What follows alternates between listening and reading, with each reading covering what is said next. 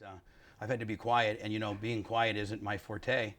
For 2.5 years, I've wanted to tell my side of the story.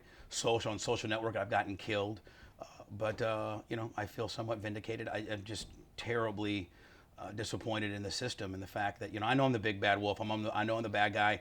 I know I'm Mr. Johnny Outspoken, people's hammer, and there's a certain amount of irritation and polarization that comes with me. I get it, but that's not supposed to have any bearing on whether I've been a victim of a crime. You're an on-air personality, and you carry that through most of your life, but you're still a person. And reading those comments, it made me uncomfortable reading some of them online. What's that like being on the other side? Well, I do play a character. I mean, like Brendan knows me personally, and I know, Dennis and some other people um, at Channel 28, and they know that the big bad wolf Bubba persona is a lot of showbiz. And I'm a dad. I'm a business owner.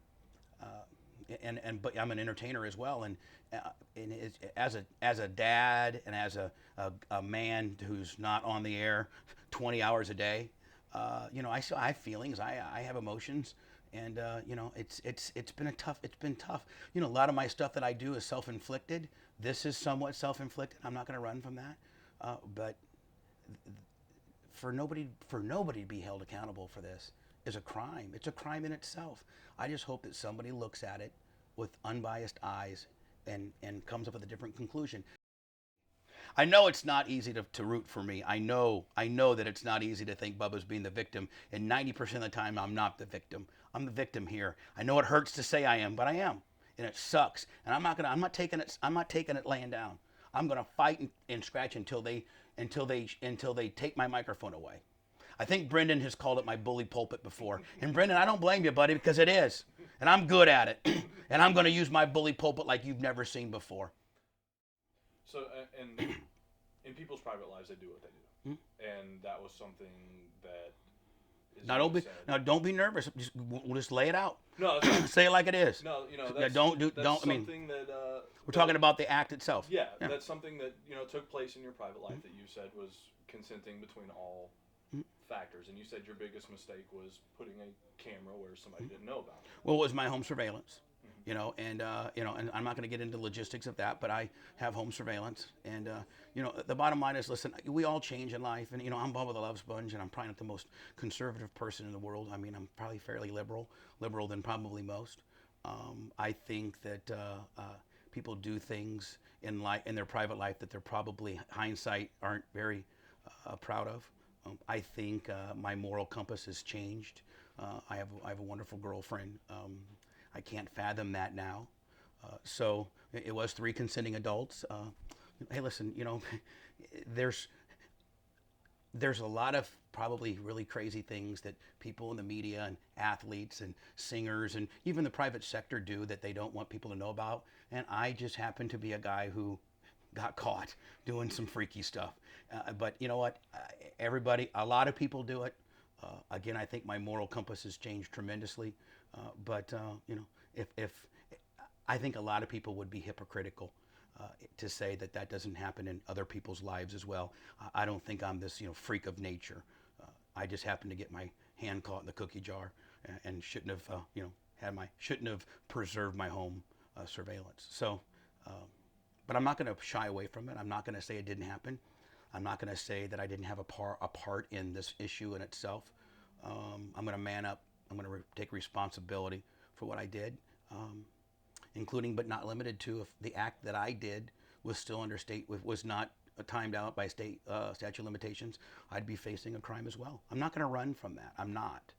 But when you own something, whether it's morally right or not, it doesn't give anybody the right to distribute it.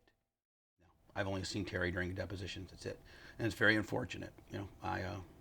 If that's what I deserved, then I understand.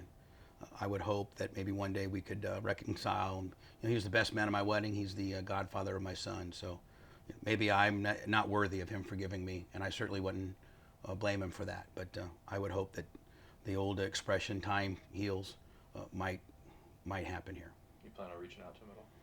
No, not anytime soon. We have the civil trial that's coming up, and then maybe after that, that might be a better time. But right now, we have to concentrate on the civil trial, or he does at least. And I gotta, go and testify. I'll probably be the key witness on that, and I need to be truthful, and I will be.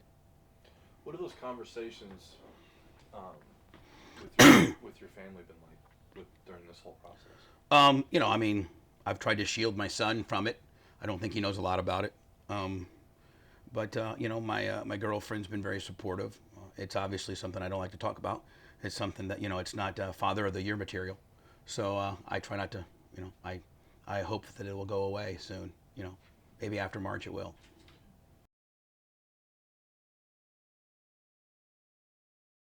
Well, I pretty much just do a few things now. I don't really go out much. I'm either at home with my girlfriend or I'm at the racetrack with my son, and that's pretty much it. I've tried to insulate myself, with regards to changing my phone number and not being as easily accessible. I'm very giving and too open. I'll talk to anybody, and I need to just kind of distance myself a little bit from. There's been a lot of good people in my life that end up being bad people, and I need to just take kind of a time out with just people and just center myself around my family and my workers that are still with me and my loved ones. Has stuff changed around here? Around BRN? No, hell no. We're having as much fun as we ever had.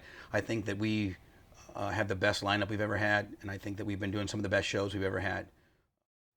So what's next for Bubba Loves March? If I was to be dead honest with you, what's next for me is to retire. And I've never said this to anybody, but I don't want to do this anymore. I don't. Why not? It's just this has just really showed me a side of people. I'm getting very emotional here, and I didn't anticipate this, but I'm not having. I'm having fun, but I'm having a hard time trusting people, and obviously people can do anything they want to me, and it doesn't matter. So why do I even need to play this game anymore? I got a big house that's almost paid for. I can downsize it. I got a pretty good savings. I got some nice investments. I'll be okay. But if people are allowed to do this to people, and it's just the Wild West based on who you know, then I don't even want to be in the limelight, be on the radio, talk to people. I don't want to play this game anymore. I have some nice property in Ocala with my racetrack. I'll go get and build me a nice place up there, and I'll be out of here. And it's faster than any of you would suspect, because I'm over this.